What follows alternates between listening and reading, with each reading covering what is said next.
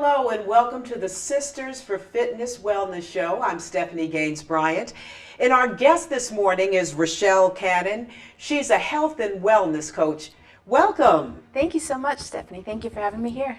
Not only are you a health and wellness coach, you have a significant background when it comes to health and nutrition and fitness. Yes. Can you tell us a little bit about that? Sure. My start was actually in the military where, as you can imagine, health and fitness and health promotion is big. So it was there that I got my start in really getting into health promotion and wellness. And when I got out of the active duty service in the U.S. Coast Guard, I just decided to continue to pursue my passion. Well, today I want to start with a couple of statistics. According to the Center for Disease Control and Prevention, it looks like more than a third of Americans, 34 million Americans, are either overweight or obese. Correct. So the focus of our show today is we're going to talk a little bit about the obesity epidemic here in the United States and what we can do to move toward a healthier lifestyle. Sure. In particular, I want to focus on African American women and the fact that 4 out of 5 African American women are either obese or overweight. And let's begin by discussing a little bit about how did we get here? Sure. Certainly, we've moved into a nation where things are supersized and you feel like you're getting more value for the dollar when you get larger portions.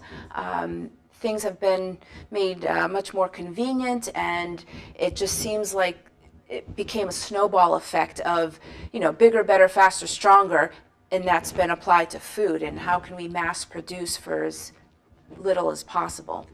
And we all live such busy lives.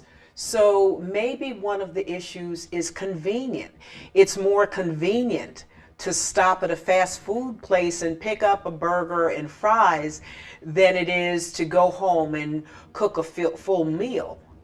Right. Well, the great thing is most fast food places realize that if they want to not have a negative shadow cast on them, they've got to get on board, and many of them have gotten on board, not just with listing the nutrition calorie counts on their menus, but also offering the healthy alternatives. So it's been a pleasant surprise to see that many of these fast food restaurants are offering the healthy options. So now it's just a matter of educating people and inspiring them to find the motivation from within to make the healthier choices at those places. A lot of times when people think of healthy choices, they think, oh my God, I'm going to have to eat lettuce and soy. Right. There are some healthy choices nowadays that are tasty. Not only that, when you move away from eating the fried foods, the foods saturated in fat, there are some alternative, or you'll open yourself up. It opens up a whole new world of other things. Absolutely, absolutely. So carbohydrates can be healthy, and you can make healthy choices for carbohydrates. There's restaurants that offer quinoa or whole grains, breads that are made where the very first ingredient is a whole grain or whole wheat.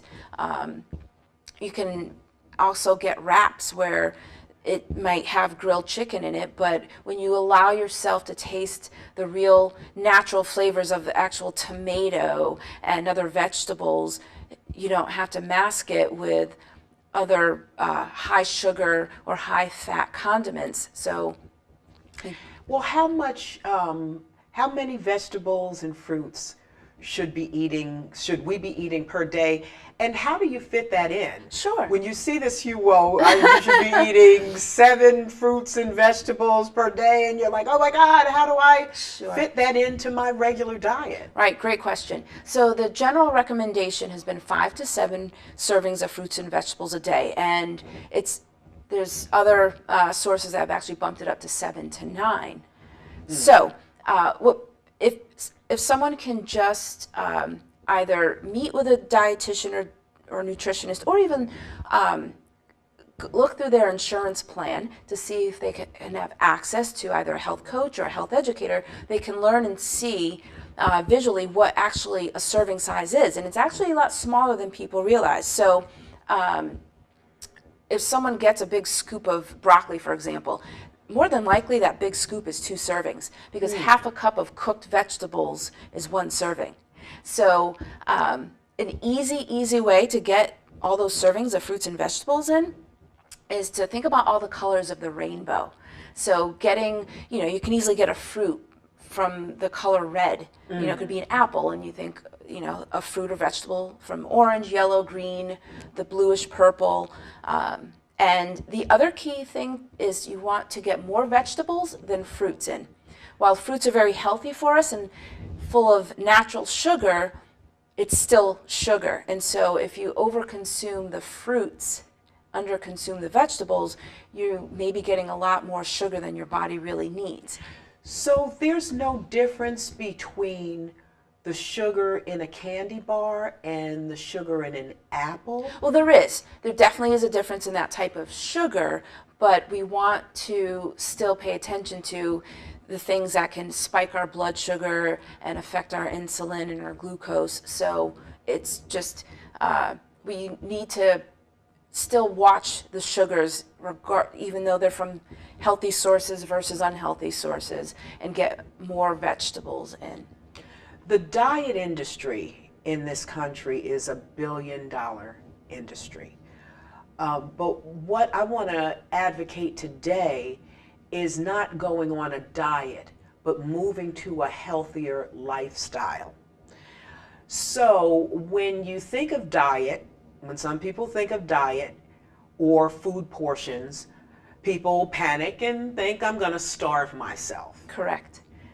Is there a way to move toward a healthier lifestyle and get rid of that mental piece, the piece that feels like, oh my God, I'm going to be miserable, I'm going to have to starve myself, I don't want to eat soy and grass and seaweed sandwiches for lunch every day? How do I make a healthy diet a part of my life, yet feel like I can still live a little bit? Sure. I would say first and foremost, it's thinking about how you're feeling. How do you feel? Do you feel full of energy each day? Do you feel sluggish? How's your skin?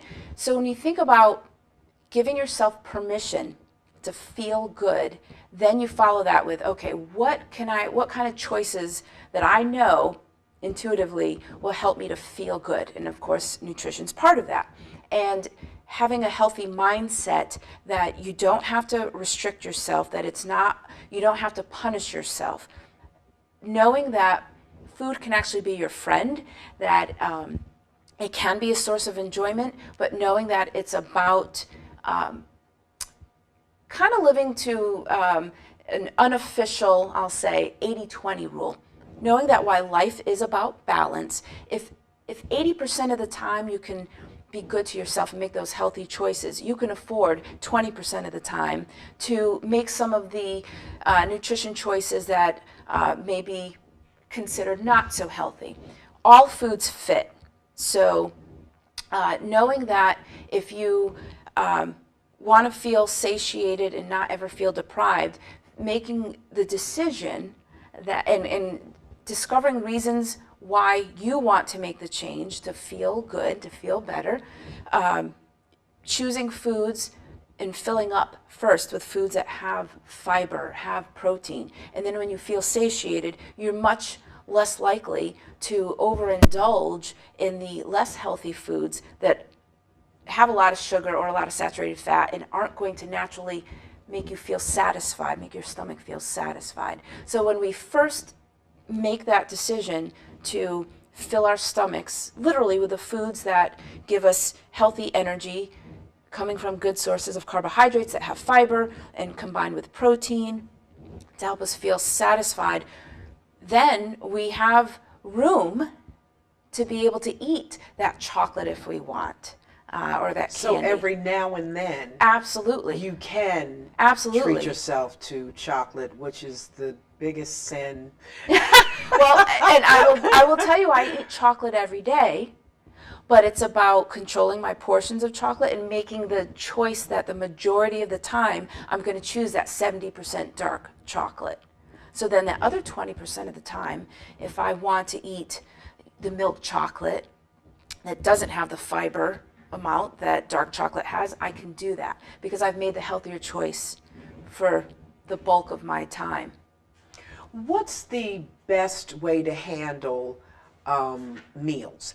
Is it best to have 6 small meals a day, or is it best to eat 3 big meals? Now, my preference is the 3 meal plan. Because I'm the type of person, once I eat, I don't want to think about food anymore until I'm hungry again. There are other people who are grazers. My sister is a grazer. She grazes all day long. What is the best, or does it just depend on your personality? It depends on not just your personality, but your lifestyle, what your regular daily life schedule is. There's definitely different schools of thought, and some is that it's better to do the grazing, some it's better to do the 3 meals a day. Ultimately, it's getting those calories in and not allowing more than 4 hours of time to go by without eating. Because what happens is once we start getting past the 4 hours without eating anything, our blood sugar drops, we tend to get hungry, and so then we tend to overconsume when it comes to when we finally sit down and eat. So certainly a person can choose to eat 3 meals, but trying to not let more than 4 hours go by between those meals, and making sure that those meals are full with not just our fruits and vegetables, but also healthy sources of lean protein. And it doesn't have to be animal protein. You know, it can be whatever protein someone's comfortable with. It can be plant-based protein. And then also the healthy sources of carbohydrates that are going to have at least 3 grams of fiber or more per serving. So in other words, it's not healthy to skip meals. So many people run out the door each morning and skip breakfast and say, I'll eat something for lunch. But by the time lunchtime comes, you are absolutely famished and you just want to eat everything on the menu. Correct. And, you know, when I have taught health education classes, and even with people I coach, I enjoy educating people that when they think they're doing okay by skipping the meals and thinking that they're eating less, but then over-consuming at night, it's not so much that you have a lack of willpower with controlling the portions, it's just not having that knowledge that by eating more of your calories during the day, and that's of course if you have a normal 9 to 5 kind of work. I mean, it obviously is a little bit different if you work overnight, but same principle applies. So once you get the education and knowledge that eating more of your calories during the day will naturally help you not overconsume at night, then you balance it out and you're not gonna, the pounds won't pack themselves on. So and there's no rule that says you got to stop eating after 7 p.m. That was my next question. So many people say that that it's taboo to eat after 7 p.m. So that's not taboo. Correct, because it's let's say you're someone who exercises after work. Let's say you work 9 to 5, and let's say you have then to commute 45 minutes and pick up the kids, and you don't get to the gym until 6:30, or work out at home wherever until 6:30 at night, and then you're not done until 7:30. Well, now you're past that 7 o'clock time frame.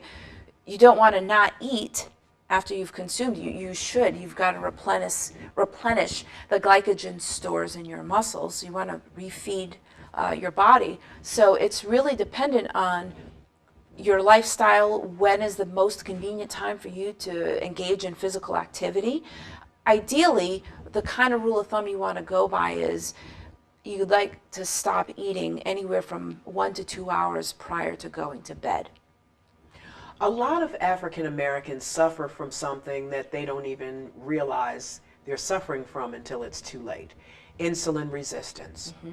So because of the way their body processes sugar, it is easy to put on the pounds, and it is horrible. It is almost impossible, or feels like it's almost impossible to take those pounds off. Once you realize that you're insulin resistant, what should you do as far as managing your weight? Sure, great question. First and foremost, have a healthy relationship with your doctor. And if you have a doctor that you're not comfortable with, not be afraid to get a different healthcare provider that you feel comfortable with. Secondly, if you can, try to meet up with a registered dietitian or a nutritionist or a certified diabetes educator. Third, making yourself a priority. Giving yourself permission to put yourself on your daily to-do list. Taking care of yourself first so that you can be of better service to others, a better mom, a better friend, and a better employee. So starting with, a couple simple things is getting moving, making that time, and that's why you see the big explosion of all the different activity trackers. Yes. Because it's about awareness. So if you're aware of your movement or lack thereof, that can help you to be more conscious of, I'm not moving as much as what's good for my body.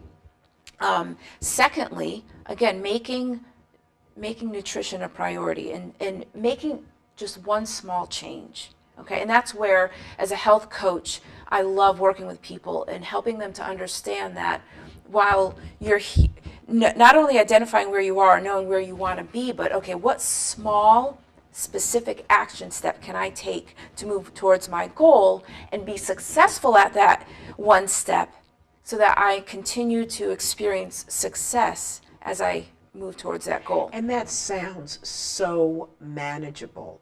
One small change. Once you've made that one change, then you can make another and another. But that sounds, because sometimes the idea of making these changes to make your life better, sometimes just the thought alone can be overwhelming. Absolutely. So the idea of one small change is a very good idea. Yes. And when we come back, we're going to talk about physical activity. The nutrition piece is a very large piece of it, but being active, keeping it moving, is also a huge part of getting healthier, moving toward a healthier lifestyle. So we'll have that discussion with Rachelle Cannon coming up in just a moment. Hello and welcome back to the Sisters for Fitness Wellness Show. Our guest this morning, or our guest today, is Rachelle Cannon. She's a health and wellness coach. Hello and welcome again. Thank you. I want to turn the discussion now to the whole fitness aspect of leading a healthier lifestyle. Earlier you mentioned some of the newfangled devices that people are wearing, some of the trackers to help you keep track of your steps, help you keep track of your heart rate, how many stairs you climb, how much sleep you're receiving. Let's talk a little bit about what's the benefit of using the trackers. I would think the benefit is making you accountable. Absolutely, and it's instant feedback. So it's different from prior to this technology where you'd have to write everything down, maybe have someone else analyze it for you. That's the beauty of the invention of these new types of tracking devices. Certainly the self-accountability, it's instant feedback, it's convenient. So you can have it literally at the touch of your fingers. You don't have to worry about a pen running out of ink or the pencil tip breaking. And it allows you to get a global view of what you're doing, and then also allows you to give that feedback to someone who's an expert to be able to analyze it and help you figure out quickly and see, okay, here's somewhere where you can make some changes or improvements. The whole fitness aspect of leading a healthier lifestyle, it's such a large piece of things. So how do you know what physical activities to do, do you try to lean towards something you like, or do you try to lean to more towards what activity will have the most cardiac benefits? How do you choose the right fitness thing for you? Sure. First and foremost, just like you said, what do you enjoy doing? What type of movement, just getting your body moving, that you enjoy to do? That's something first that you can focus on. The second thing, again, talking with a professional and learning what the actual physical activity guidelines are for Americans as another type of framework of reference. So the general recommendation for a general healthy adult population is a total of 150 minutes per week of cardiovascular activity. So that's one part. So that basically breaks down to 30 minutes 5 times a day.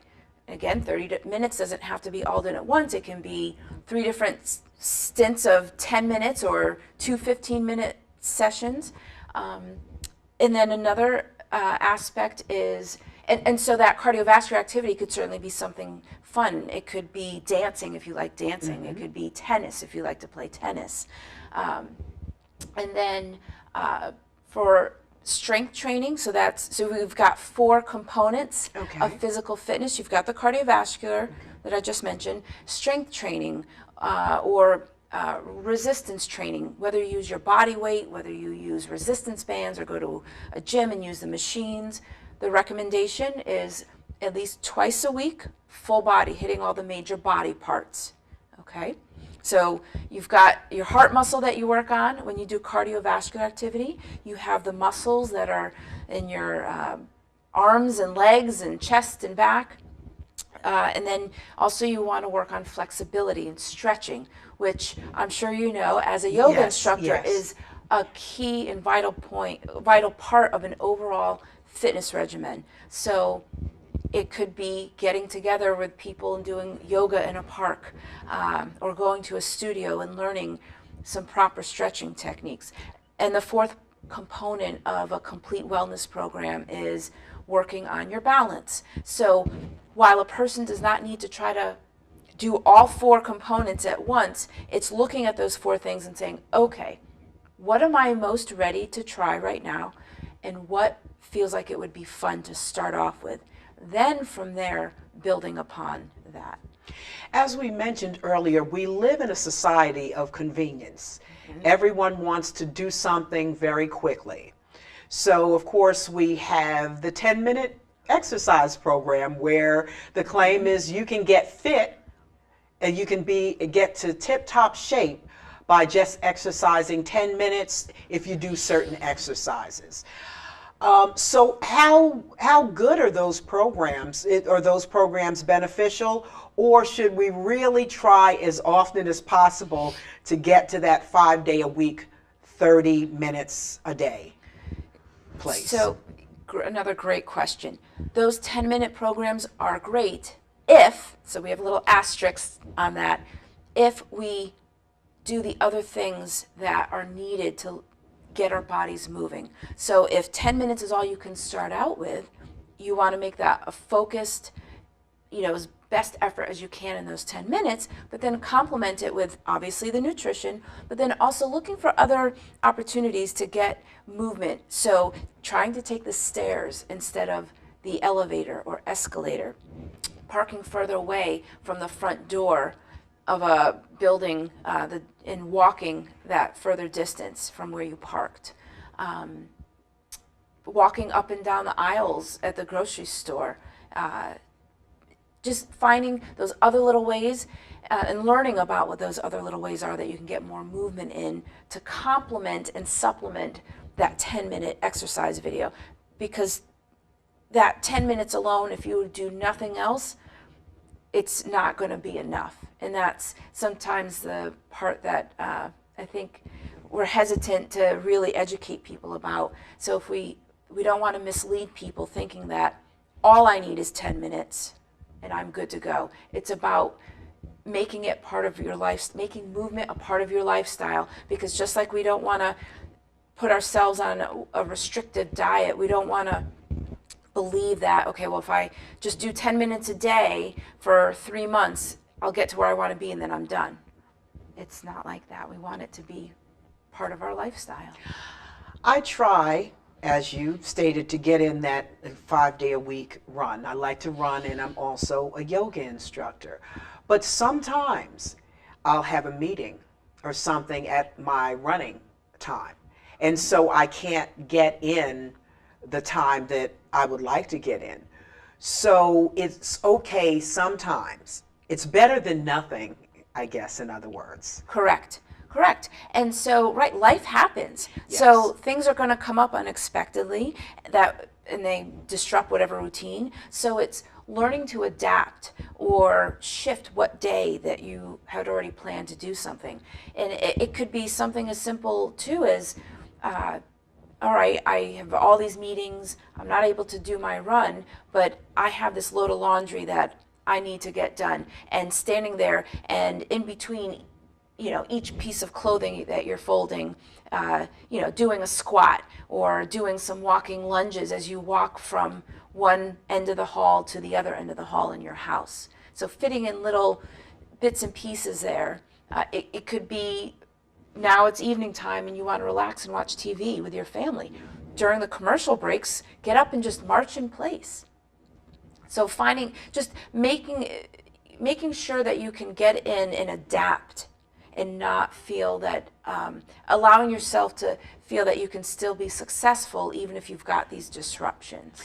And to wrap up the program, one of the parts of being physically active that I've always enjoyed the most are those mental benefits.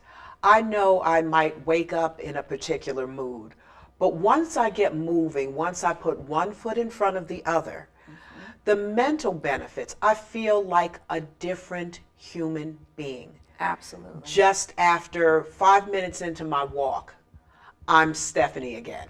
Yes, yes. So let's talk a little bit, let's wrap it up on a positive note. Let's talk a little bit about the mental benefits of being physically active. Sure. You get the natural release of the endorphins.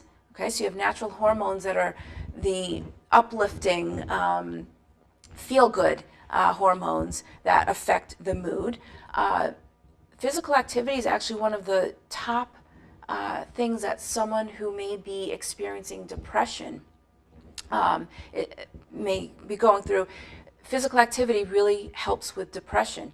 Now, you may still have some depression, but again, one of the best things that doctors can kind of prescribe for someone is getting that physical activity in.